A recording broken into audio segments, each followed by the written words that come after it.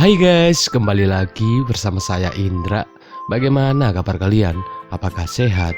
Saya doakan selalu sehat ya, serta dimudahkan dan diberi rezeki yang melimpah. Pada kesempatan kali ini, saya akan menceritakan salah satu film keren yang berjudul I'm Red yang rilis pada tahun 2012. Dan seperti biasa, saya tak akan banyak berspoiler di awal. Jadi mari langsung saja kita masuk ke dalam alur ceritanya. Dan saya ucapkan selamat menonton.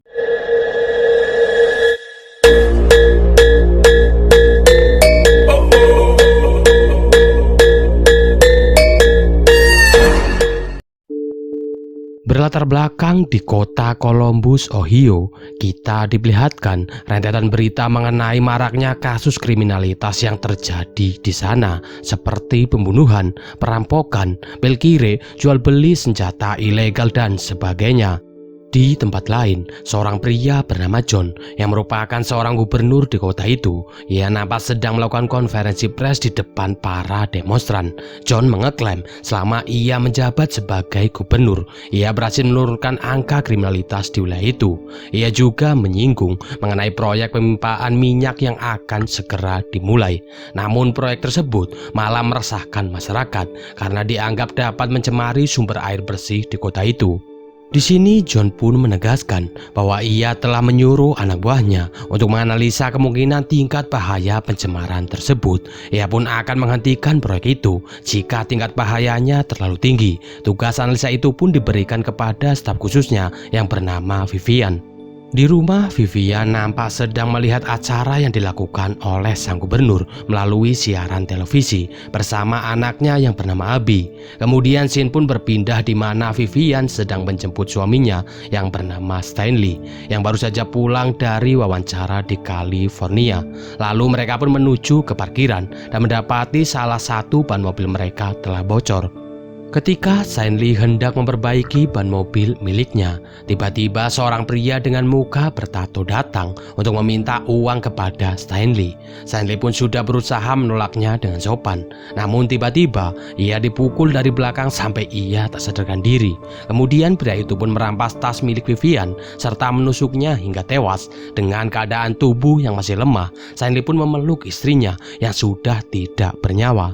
Setelah kejadian itu, Stanley pun melaporkannya ke kantor polisi. Kasus Stanley ini ditangani oleh dua orang detektif yang bernama Gilmore dan Walker. Ia pun segera dimintai keterangan mengenai perampok yang telah membunuh istrinya. Stanley yang masih dalam keadaan pusing, ia pun hanya mengingat seorang pria dengan muka bertato, namun ia tidak mengingat dua orang lainnya. Esoknya pemakaman Vivian pun diadakan. Stanley nampak tidak bisa menyembunyikan rasa kesedihannya. Ia pun menolak bertemu dengan pelayat yang ingin menemuinya dan memutuskan untuk pergi dari gereja. Sebelum ia pergi, Stanley nampak diberi sebuah kitab oleh seorang pastor di sana. Stanley pun menerimanya meski awalnya ia menolak karena Stanley mengaku ia bukanlah orang yang religius. Sementara itu, sang gubernur diburu oleh puluhan wartawan terkait kasus pembunuhan pihak yang merupakan staf khususnya. Gubernur itu menjawab dengan sangat santai. Ia mengatakan meskipun tingkat kejahatan sudah berkurang, namun rakyat harus tetap waspada. Jawaban itu membuat Stanley emosi dan melempar kitab yang diberikan oleh sang pastor. Namun secara tidak sengaja, Stanley melihat kalimat mengenai emosi atau uret yang membuat dirinya kembali termotivasi setelah membaca kalimat itu. Esoknya, Stanley kembali ke kantor polisi untuk mengidentifikasi 5 tersangka yang telah berhasil diamankan oleh sang detektif. Ia pun mengenali wajah dari salah satu tersangka yang bernama Charlie, seorang pria dengan muka bertato yang telah membunuh istrinya. Di sini Gilmore pun meminta Stanley untuk memastikannya sekali lagi agar tidak terjadi kekeliruan. Stanley pun sangat yakin bahwa Charlie lah yang telah membunuh istrinya. Gilmore pun merasa cukup dengan informasi dari Stanley dan memintanya untuk keluar. Di luar, Stanley justru melihat polisi yang melepaskan Charlie begitu saja. Ia pun tidak terima dan dengan emosinya ia bertanya kepada Gilmore dan Walker. Gilmore pun menjawab bahwa mereka belum memiliki bukti yang cukup untuk masukkan Charlie ke dalam penjara. Bahkan dengan entengnya, ia mengatakan biarlah waktu saja yang menghukum Charlie. Penjahat seperti Charlie tidak akan hidup lebih lama lagi. Mendengar hal itu, Stanley pun hanya bisa menggelengkan kepalanya setelah mendengar ucapan konyol dari Gilmore. Kemudian ia pun pergi dari tempat itu. Tak lama setelah Stanley pergi, Gilmore mengatakan bahwa Charlie adalah anak buah dari Lemmy Kay. Entah siapa Lemmy Kay ini, namun yang pasti nama Lemmy Kay membuat dua detektif itu ketakutan. Kemudian Stanley pergi ke restoran dan didatangi oleh Abby. Abby pun sama marahnya dengan Stanley setelah mendengar pelaku pembunuhan ibunya tidak diadili. Pada saat yang bersamaan, ia juga mengkhawatirkan kondisi ayahnya yang sepertinya tidak terurus. Namun Stanley menghiraukannya serta pergi untuk pulang.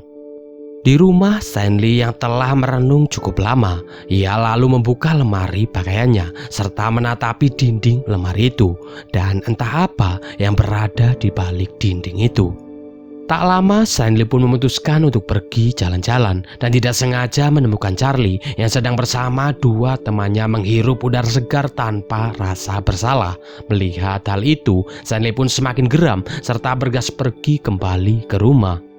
Di rumah, Stanley menghancurkan dinding lemari pakaiannya yang ternyata di sana tersembunyi perlengkapan senjata api serta beberapa paspor miliknya. Kemudian Stanley menelpon teman lamanya yang bernama Dennis. Ia pun meminta Dennis untuk mencarikan beberapa nama untuknya. Esoknya, Stanley pergi ke tempat cukur milik Dennis. Di sana ia berbincang mengenai masa lalunya bersama Dennis, yang mana ternyata mereka berdua adalah mantan pembunuh bayaran. Namun Stanley memilih untuk pensiun setelah ia menikah dengan Vivian. Dan di sini Stanley berniat untuk balas dendam atas kematian dari istrinya. Kemudian Dennis memberikan beberapa nama yang telah diminta oleh Stanley. Namun anehnya, orang-orang yang berada dalam daftar itu selalu dibebaskan oleh pihak polisi meskipun mereka sudah sering tertangkap. Malamnya Stanley pun mulai mencari pelaku pada daftar nama yang telah diberikan oleh Dennis. Dimulai dari seorang pria bernama Nathan. Ia pun berhasil menemukan Nathan di sebuah bar. Di sana Nathan nampak sedang melakukan transaksi bel kiri dengan seorang cangki. Tak hanya itu, Stanley juga melihat Nathan yang memberikan pacarnya sebuah dompet yang merupakan milik Vivian. Namun Nathan nampak mulai curiga kepada Stanley dan inilah yang dilakukan oleh Nathan.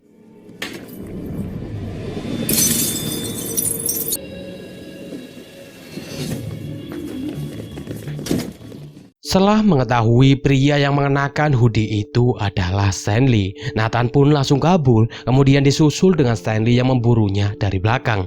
Stanley pun berhasil menangkapnya. Ia pun memaksa Nathan untuk memberitahu keberadaan Charlie. Namun Nathan tidak mau buka suara dan justru mengatakan bahwa terbunuhnya Vivian bukan karena kebetulan. Lalu Dennis datang dan keduanya pun menembak Nathan. Kemudian mereka pun membakar mayat Nathan di sebuah tempat sampah untuk menghilangkan jejak. Namun hal itu direkam oleh si Chunky yang ternyata melihat kejadian itu. Setelah kejadian itu, Dennis mengingatkan Stanley mengenai mayat Nathan yang akan segera ditemukan dan pastinya para polisi akan segera melakukan investigasi. Dennis juga meminta kepada Stanley untuk lebih berhati-hati serta tidak mengulang cerobohan di tempat umum seperti itu. Di tempat lain, si Chunky menemui bos gangster yang bernama Lemmy Kay. Di sana ia menunjukkan foto saat mayat Nathan dibakar di tempat sampah. Nathan sendiri adalah anak buah dari Lemmy Kay. Kemudian Lemmy Kay pun menghukum si Chunky karena ia sibuk mengambil foto sementara temannya sedang dieksekusi. Lemmy Kay pun menyuruh anak buahnya untuk memotong jari dari Chunky. Come on, man. What is this? Oh, man, please. Oh, fuck. Kemudian Lemmy Kay pun menyuruh anak buahnya untuk memburu dua orang yang ada di dalam foto tersebut. Esoknya Stanley nampak sedang makan siang bersama putrinya. Abby pun nampak heran ketika ia melihat ayahnya yang mulai bersemangat. Tak lama Dennis menelpon Stanley dan mengajaknya untuk bertemu. Kemudian Dennis mengajak Stanley ke sebuah ruangan di tempat cukurnya yang terdapat berbagai macam jenis senjata. Di sana mereka pun melatih kembali skill menembak mereka masing-masing. Lalu Dennis memberi saran kepada Stanley. Setelah balas dendamnya selesai, Stanley harus melarikan diri serta bersembunyi di suatu tempat. Di ponsel milik Nathan terdapat satu nomor yang kemungkinan itu nomor dari Lars ataupun nomor dari Charlie. Setelah mereka menelpon nomor itu, mereka pun mengetahui bahwa nomor itu adalah milik seorang pembuat tato. Lalu Stanley pun berniat untuk menemuinya. Di tempat lain, detektif Gilmore dan Walker, mereka didatangi oleh anak buah dari Lemmy Kay yang memintanya untuk menemui Lemmy Kay di markas. Di sana Lemmy Kay menunjukkan sebuah video yang memperlihatkan anak dari sang gubernur sedang panik ketika pacarnya yang di bawah umur tewas karena overdosis. Jika video itu tersebar, maka reputasi gubernur beserta kedua detektif itu pasti akan hancur. Atas hal itu, Lemmy Kay pun mengancam akan menyebarkan video itu jika Gilmore dan Walker tidak bisa menangkap pembunuh dari anak buahnya. Gilmore yang dari awal takut kepada Lemmy Kay, ia pun berjanji akan menuntaskan kasus itu secepat mungkin. Kemudian Gilmore pergi untuk menemui Gubernur John demi membahas masalah mengenai Lemmy Kay. Di sini John meminta kepada Gilmore untuk menyelesaikan masalah itu secepat mungkin, karena jika tidak, kenaikan pangkat yang dijanjikan oleh sang Gubernur John tidak akan pernah terwujud. Di tempat lain, Stanley nampak mendatangi si pembuat tato. Di sana ia meminta untuk bertemu dengan Lars yang kebetulan sedang berada di sana.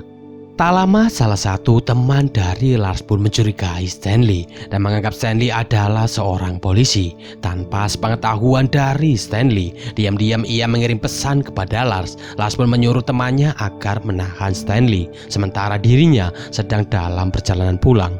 Di tempat lain, Dennis yang baru saja kembali ke tempat cukurnya. Ia dikagetkan dengan tempat cukurnya yang telah dibobol oleh Charlie beserta anak buahnya. Charlie mengancam Dennis serta memaksanya untuk memberitahukan siapa temannya yang berada di dalam foto itu, karena mereka tidak tahu bahwa itu adalah Stanley. Karena di dalam foto itu, wajah Stanley tidak begitu jelas. Dengan keahliannya sebagai seorang mantan pembunuh bayaran, di sini Dennis pun berhasil menghajar serta membunuh kedua anak buah Charlie. Namun sialnya, Charlie berhasil melarikan diri.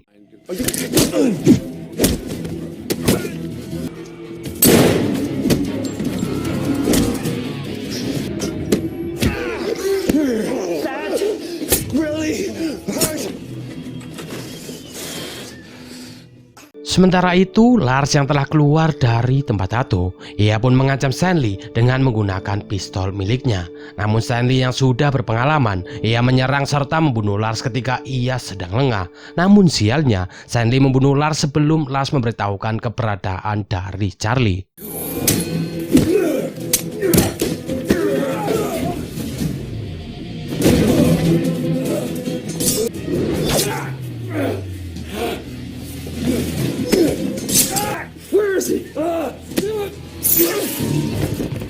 Kemudian Stanley mengambil tas milik Lars dan membawanya ke tempat Dennis. Di sana ia menemukan banyak sekali obat-obatan serta ponsel yang telah rusak milik Lars. Di sini Dennis pun mencoba memperbaiki ponsel itu untuk melacak nomor ponsel milik Charlie.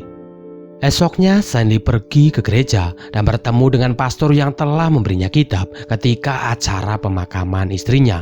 Di sana Stanley pun membuat pengakuan di depan sang pastor atas dosanya di masa lalu sebagai seorang pembunuh bayaran. Di sini Stanley beranggapan bahwa kematian Vivian merupakan karma atas dosanya di masa lalu.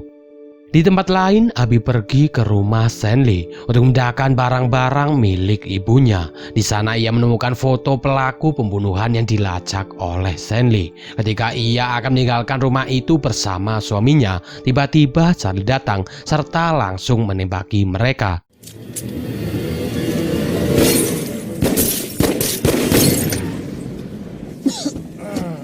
Tak lama Stanley pun datang dan langsung menolong mereka. Abby pun marah kepada Stanley karena aksi balas dendam dari Stanley bisa menyebabkan keluarganya dalam bahaya. Karena merasa dirinya bersalah, Stanley pun menyuruh Abby, suaminya beserta anaknya untuk bersembunyi di hotel. Sementara itu, Gilmore memberitahu Gubernur John bahwa yang menyerang anak buah dari Lemmy adalah Stanley yang merupakan suami dari Vivian. Gubernur John yang merasa dirinya sudah tidak aman, ia pun menyuruh Gilmore untuk menyewa pembunuh bayaran yang akan ia gunakan untuk membunuh Stanley beserta Dennis. Di tempat lain, Charlie memberitahukan berita kematian Lars beserta 2 orang lainnya kepada Lemmy. Lemmy pun marah besar, apalagi setelah tahu tas yang berisikan barang dan uangnya juga ikut lenyap. Lalu Lemmy mengancam Charlie serta menyuruhnya untuk segera menemukan tas itu. Dan jika tidak, nyawanya lah yang akan menjadi gantinya. Sedangkan Dennis, ia berhasil memperbaiki ponsel milik Lars dan terdapat nomor Charlie di dalamnya. Tanpa berlama-lama, Stanley pun langsung menghubungi Charlie. Stanley mengajak Charlie untuk bertemu di suatu tempat jika Charlie menginginkan tas itu kembali ke tangannya. Charlie yang telah panik, akhirnya ia setuju untuk menemui Stanley di sebuah bar Korea. Di sana Charlie ternyata tidak sendirian, melainkan ia bersama seorang bunuh bayaran yang telah disewa oleh Gilmore. Dan pada akhirnya aksi tembak-tembakan pun terjadi. Hey, you can't come in here.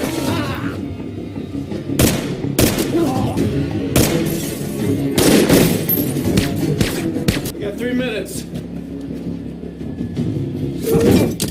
Stanley dan Dennis berhasil membunuh semuanya kecuali Charlie. Stanley pun memaksa Charlie untuk memberitahukan siapa dalang di balik terbunuhnya Vivian. Charlie pun menyebut nama Lemmy dan setelahnya Stanley pun langsung membunuh Charlie.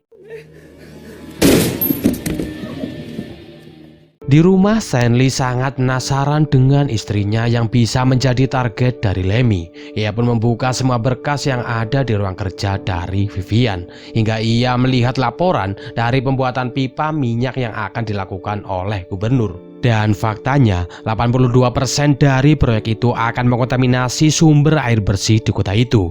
Ia juga mendapati sebuah pesan suara yang berada di ponsel Vivian, di mana pesan suara itu berisikan tentang larangan dirinya untuk tidak mempublikasi laporan hasil analisa miliknya. Sementara itu, Abby nampak sedang bersiap-siap untuk bersembunyi di hotel bersama suami dan anaknya. Namun tiba-tiba Lemmy datang serta memaksa Abby untuk menghubungi ayahnya. Abby pun sempat mencoba untuk melawan, namun usahanya sia-sia. Dengan terpaksa, Abby pun mengirim pesan kepada Stanley dengan mengatakan kalau anaknya sedang sakit. Namun Stanley curiga jika pesan yang dikirim oleh Abby itu merupakan sebuah isyarat, karena Abby selalu menelpon bukan mengirim pesan jika ada sesuatu yang penting. Kemudian Stanley pun pergi ke hotel tempat Abby beserta keluarganya berada. Di tengah perjalanan, ia pun menghubungi Dennis untuk membantunya. Sampainya di sana, Stanley pun masuk dari pintu belakang serta menembak salah satu anak buah dari Lemmy. Melihat hal itu, Lemmy pun mengancam akan membunuh Abby jika Stanley tidak meletakkan senjatanya. Namun untungnya, Dennis berhasil menembak Lemmy dari luar jendela. Kemudian Stanley memaksa Lemmy untuk memberitahukan siapa dalang di balik kematian istrinya. Belum sempat ia menjawab, Gilmore datang dan langsung menembak Lemmy. Lalu Gilmore minta Stanley untuk menyerahkan diri. Tak lama Walker pun datang serta ikut menodongkan pistolnya ke arah Stanley. Namun tiba-tiba Dennis datang dan balik mengancam mereka berdua dari belakang. Mengingat kondisinya yang telah terdesak, Gilmore pun menawarkan kerjasama untuk mengungkap dalang di balik semua itu.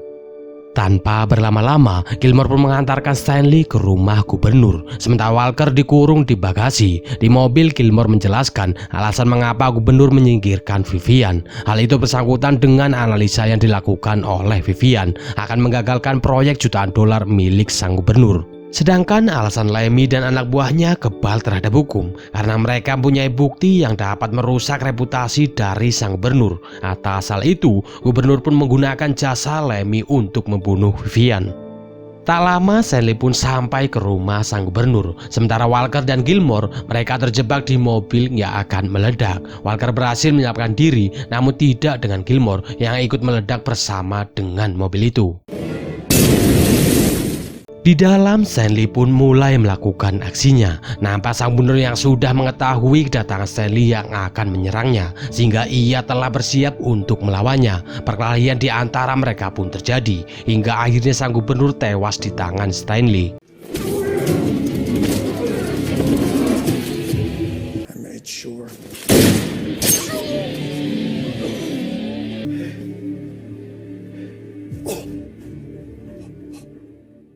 Setelah kejadian itu, Stanley pun dikepung oleh puluhan polisi. Namun Stanley keluar dengan mengangkat senjatanya hingga ia harus dihujani peluru oleh para polisi itu. Namun untungnya Stanley selamat karena ia mengenakan rompi anti peluru.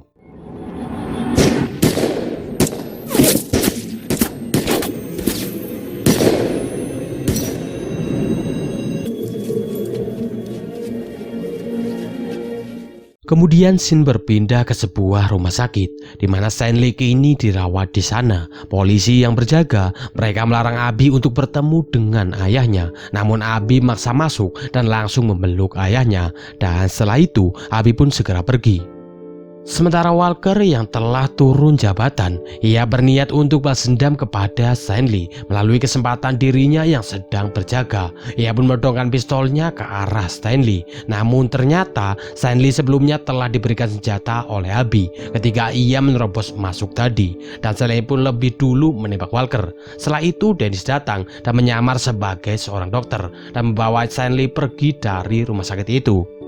4 bulan kemudian, Abby mendapatkan surat dari Stanley yang mengatakan bahwa dirinya sedang bersembunyi di Brasil dengan keadaan baik-baik saja, dan film pun selesai.